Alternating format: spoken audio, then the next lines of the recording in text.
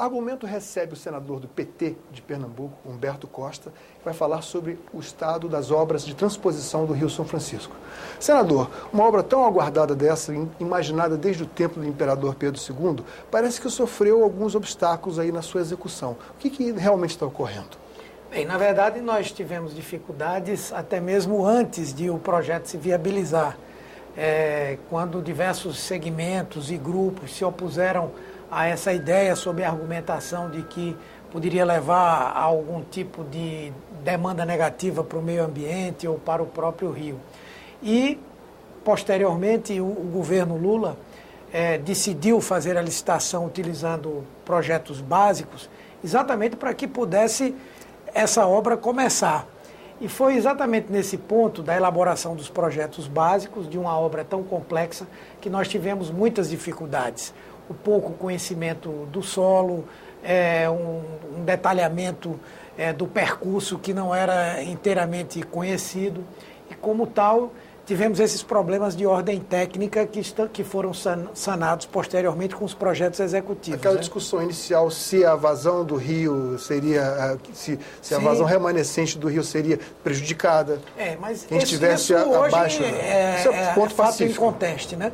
Mas, na época, isso gerou uma grande controvérsia, uma grande mobilização.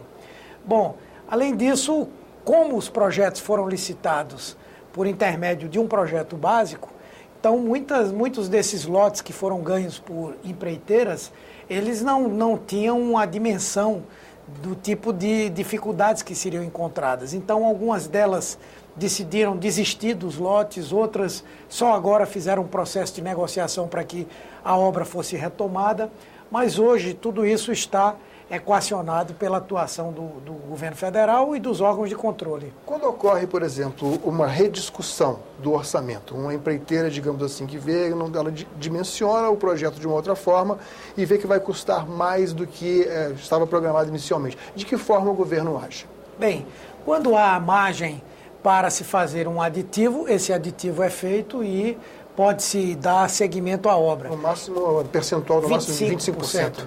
Por outro lado, naqueles casos em que isso não é possível, foi necessário fazer o distrato e fazer uma nova licitação para cada um desses trechos. E o que acontece com aqueles trechos que foram degradados, em que a incidência do calor sobre aquelas placas de concreto, houve algum problema ali específico? Não, na verdade são pequenos trechos, não são trechos grandes que já estão sendo recuperados e que serão repassados para o órgão gestor, nesse momento, que é a Codevasf.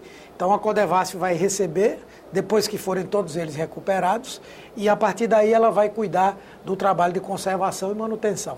Uma discussão que vem desde antes mesmo da execução da obra é como será a gestão dos recursos hídricos transportados pela transposição. Ou seja, se isso vai atender realmente as populações mais necessitadas, se isso não vai ser objeto só de uso em latifúndios. Isso faz parte do projeto? Sim, na verdade sim, é uma discussão muito rica e, de certa forma, um tanto polêmica, né? Mas ela tem avançado. O que está definido hoje é que será a Codevasf a empresa que vai fazer a gestão da água, da transposição do São Francisco. A proposta é atingir todas as pequenas comunidades que ficam na proximidade do canal ou mesmo nas cidades mais distantes.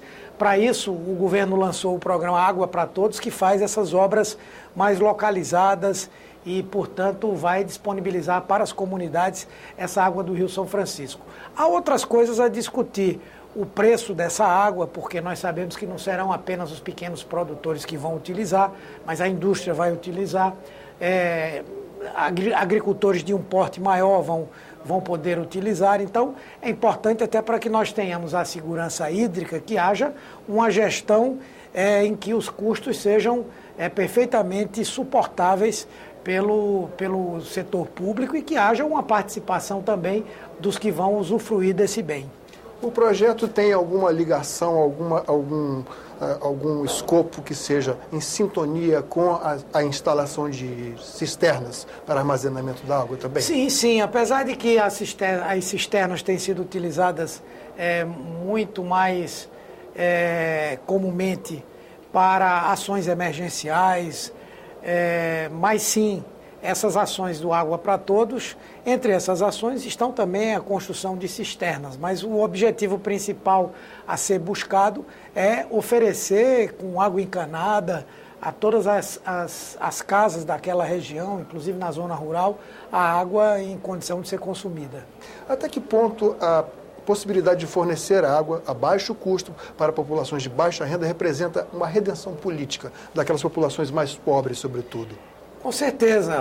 Hoje já não se faz mais a manipulação política da água, né? Hoje nós temos conselhos de desenvolvimento municipal com participação da igreja, de sindicatos rurais. Talvez só em Pernambuco ou que em todos fazem os essa estados? fiscalização. Não, naturalmente que muitas vezes há por parte de algumas prefeituras ou governos estaduais essa busca. Mas o controle social sobre isso tem aumentado. Eu diria que hoje não é tão grande como foi em outros tempos, onde se trocava a água no período da seca por votos posteriormente, né? Ou que era o uso de caminhões-pipa, vendendo água, trocando por votos, ainda há um que é pouco deplorável. Disso. Né? Ainda há um pouco disso, denúncias já foram feitas, mas o governo e os órgãos de controle têm procurado apurar e intervir nesses processos. Bom, depois de anunciado para a inauguração da transposição da obra, para o final do governo Lula ou para o início do governo Dilma, o cronograma certamente sofreu um atraso. O senhor atribui isso a quê e qual é a nossa perspectiva real de ter essa água? A todos esses aspectos que eu descrevi, não é? Os problemas de ordem técnica por conta dos projetos básicos que não davam conta de fazer um estudo talvez com mais características aprofundado. novas, né? Exatamente. A própria dimensão da obra, o problema que houve por conta dos preços que estavam sendo praticados, que foram calculados em função de um determinado modelo de obra que estava previsto nos projetos básicos. A necessidade de negociação com muitas empresas, foi necessário que o governo interviesse. Inclusive com a intermediação, com a participação dos órgãos de controle, Tribunal de Contas, Controladoria Geral da União, e obviamente que isso tudo leva um bom tempo, né? Mas hoje eu creio que nós não teremos mais dificuldades. Senador, muito obrigado pela sua presença aqui no Argumento. Eu que agradeço. Nós conversamos com o senador Humberto Costa sobre as obras de transposição do Rio São Francisco. Ligue para nós e mande suas críticas e sugestões. O telefone é 0800 61 2211. Ou então acesse www.senado.leg.br/TV. Obrigado pela atenção. Até o próximo Argumento.